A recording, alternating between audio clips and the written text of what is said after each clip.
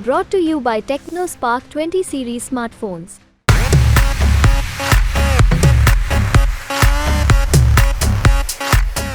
नमस्कार, मैं राजू कुमार झा और देश किसका की वीआईपी सीट पर आज ऐसी लोकसभा सीट की बात करेंगे जिसकी वजह से यूपी की सियासत काफी गर्म रहती है।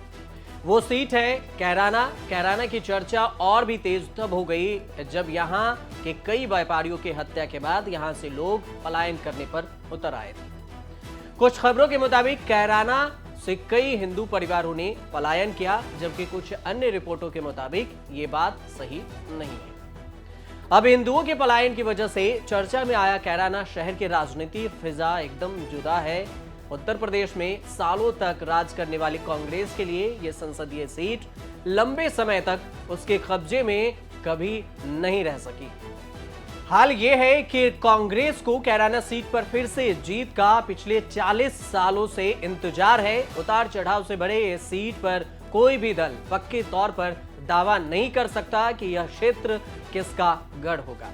2019 से फिलहाल बीजेपी का इस सीट पर कब्जा है, लेकिन पार्टी को 2018 के उपचुनाव में शिकस्त का सामना करना पड़ा और बीजेपी ने प्रदीप चौधरी को यहां से मैदान में उतारा, जबकि विपक्षी दलों की तरफ से इंडिया गठबंधन ने इकरा हसन को इस बार टिकट दिया है।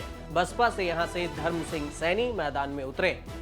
कैराना सीट पर समीकरण समझने से पहले सुनिए कि यहाँ के स्थानीय जानकारों का क्या कुछ कहना है। इस बार क्या समीकरण निकलकर सामने आता है। समाजवादी पार्टी ने यहाँ से इकरा हसन को टिकट दिया है। मैं आपको बता दूं, इकरा हसन नाहिद हसन की छोटी बहन है। नाहिद हसन काफ़ी एक जाने माने चेहरे यहाँ पर हैं, क्षेत्र की राजनीति में हैं। हालांकि विधानसभा चुनाव की पृष्ठभूमि में वो यहाँ पर नहीं थे, वो उस वक्त जेल में थे और उसी दौरान उनकी बहन ने बहुत बढ़ चढ़कर उनके लिए वोट मांगे, अपने भाई के लिए वोट मांगे। वो जगह जगह गई, तमाम लोगों से बात की और उस वक्त वो काफ़ी प्रोमिनेंटली एक राजनीतिक परिप्रेक्ष्य में उन्होंने अपनी एक जगह बनाई और वहीं से इकरा हसन का नाम चलने लगा कि इनके अंदर पोटेंशियल है, ये एक पॉलिटिकल फैमिली से बिलोंग करती हैं और उस हिसाब से आगे जा कर के ये पॉलिटिक्स में सक्सेसफुल हो सकती हैं।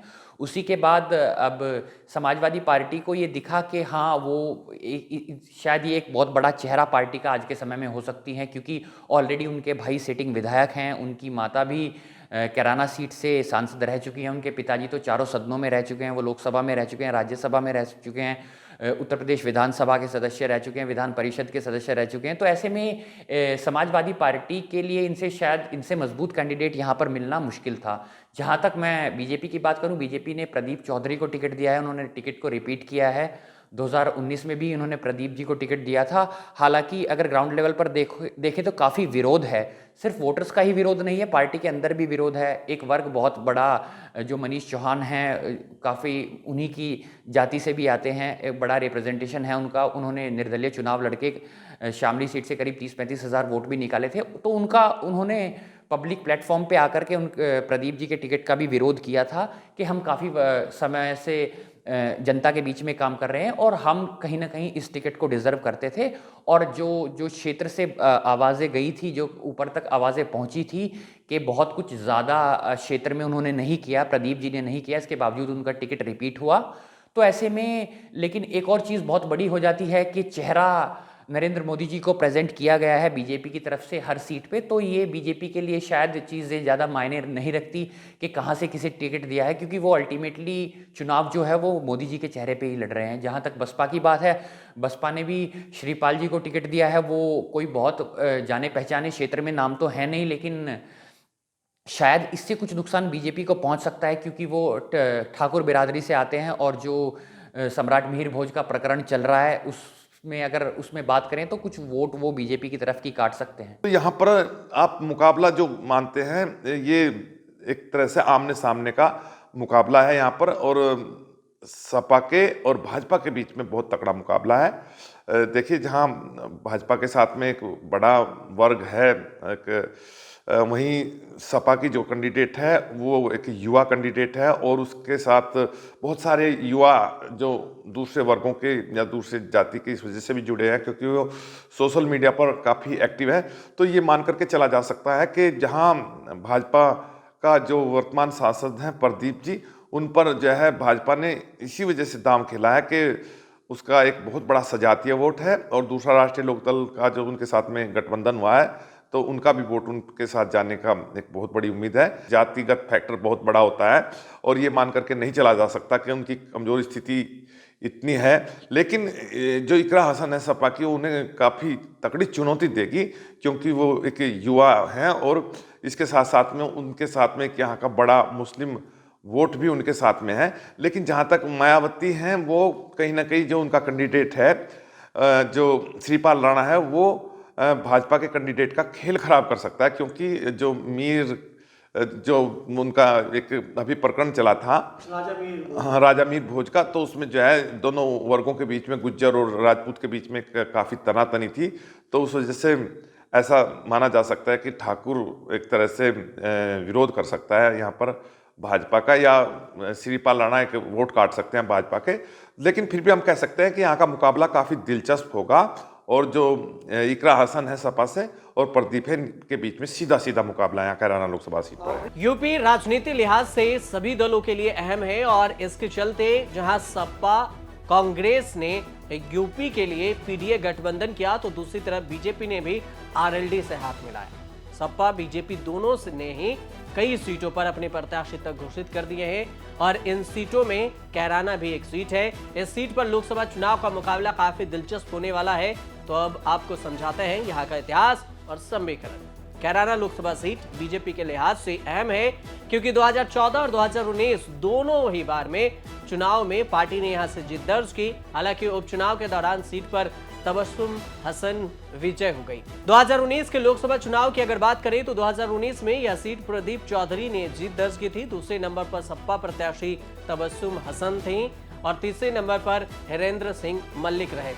अगर 2019 लोकसभा चुनाव के परिणाम को देखें तो प्रदीप चौधरी को 5,66,961 वोट मिले और 50.44% वोट प्रतिशत रहा।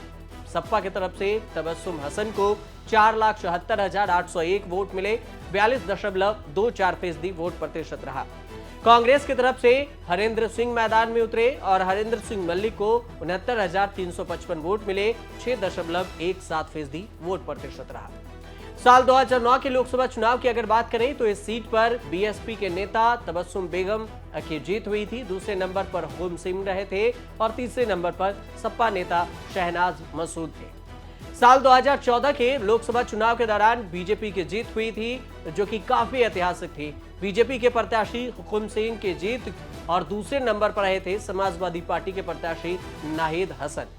बीएसपी प्रत्याशी कुंवर हसन तीसरे नंबर पर थे।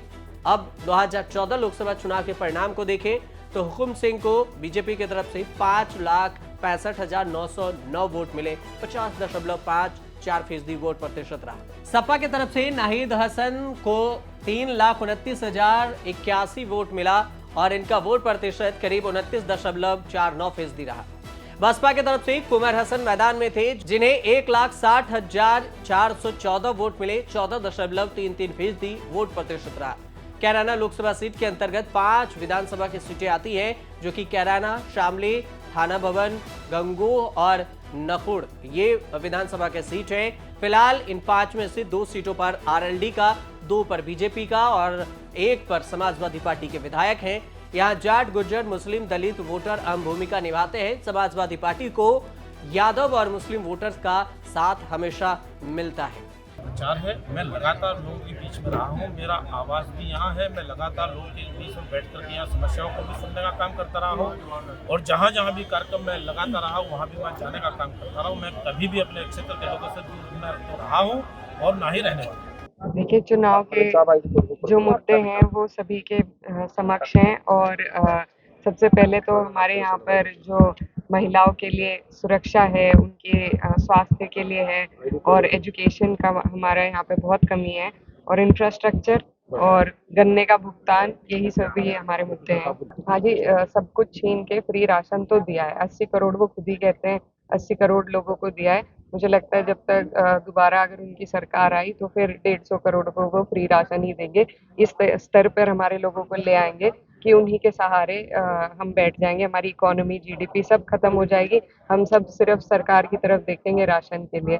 तो ये कोई इससे उन्हें कोई फायदा की बात तो उन्होंने देश के लिए कही नहीं है। ये तो बहुत दुर्भाग्य की बात है कि हमारे देश की इतनी बड़ी आबादी को फ्री राशन के लिए सरकार की तरफ देखना पड़ता है, क्योंकि कई ऐसी योजनाएं हैं जो सरकार ला रही है और 400 पार के बाद संविधान से छेड़छाड़ के लिए ही 400 पार का नारा लगाया जा रहा है। सरकार तो 272 पे भी बन रही है, लेकिन 400 पार से इनकी जो परसेंटेज है पार्लियामेंट में वो बढ़ जाएगी। तो इसी वजह से हमें लगता है कि संविधान के साथ जैसे अभी छेड़छाड़ चल रही है, 400 पार हुए तो और बड़े स्तर पर छेड़छाड़ चलेगी।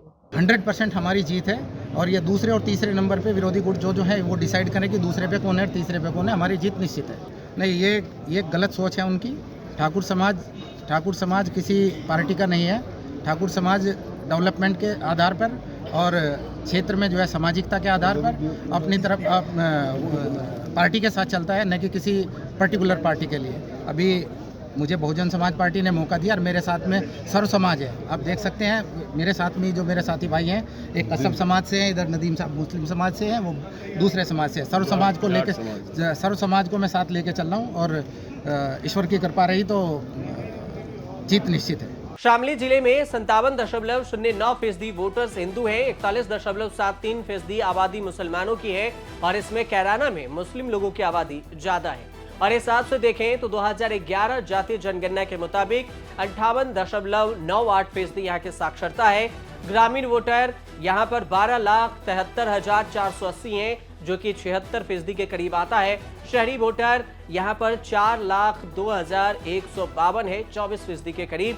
2019 में कुल वोटरों की संख्या 16,75,632 की गणना की गई थी।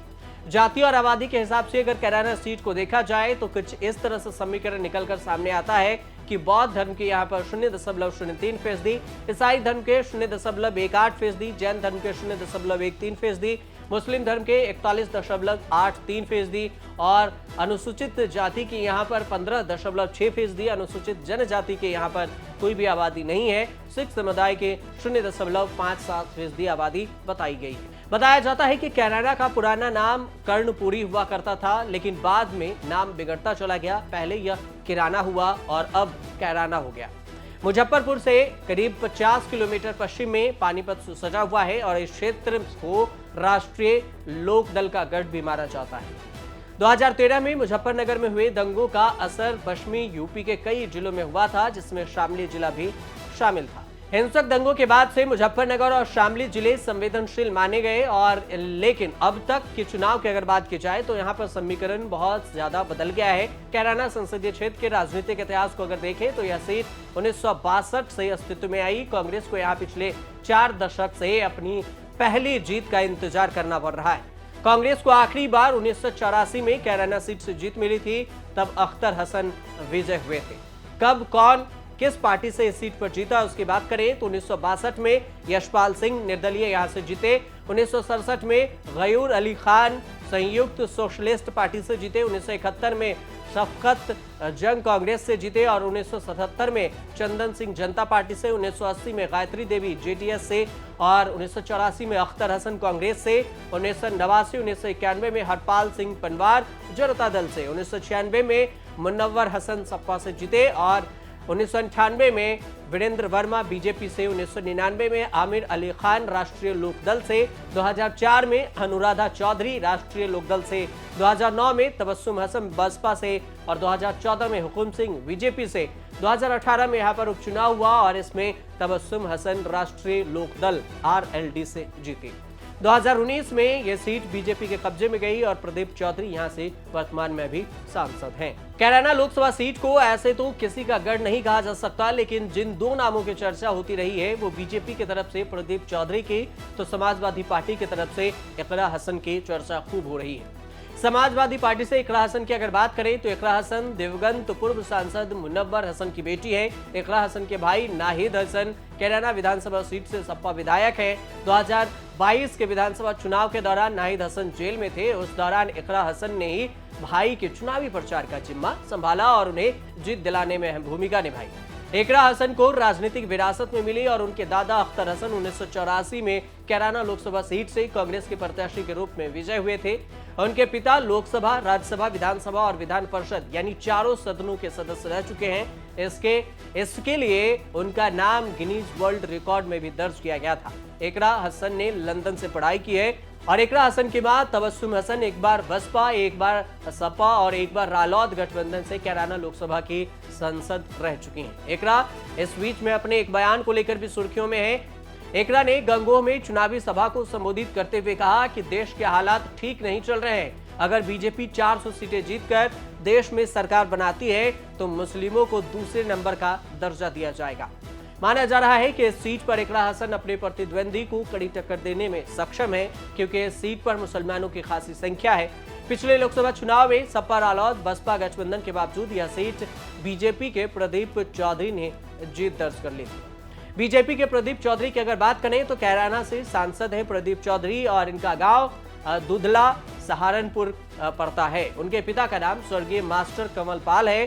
पोस्ट ग्रेजुएट हैं और 1999 में विधायक पिता कमल पाल के निधन के बाद से साल 2000 में हुए उपचुनाव में नकुड़ विधानसभा से आरएलडी के विधायक बने। इसके बाद सहारनपुर की गंगोह विधानसभा सीट से कांग्रेस से 2012 में और 2017 में बीजेपी के विधायक चुने गए। 2019 में कैराना लोकसभा सीट जीतकर संसद पहुंचे। पत्नी सुनीता चौधरी हैं और इनके दो बेटे हैं, अशुमन चौधरी और अनिमेश चौधरी। अब देखने वाली बात यह होगी कि 2024 लोकसभा चुनाव में कैराना सीट पर क्या कुछ नया समीकरण निकलकर सामने आता है। अब देखते रहिए न्यूज़ तक।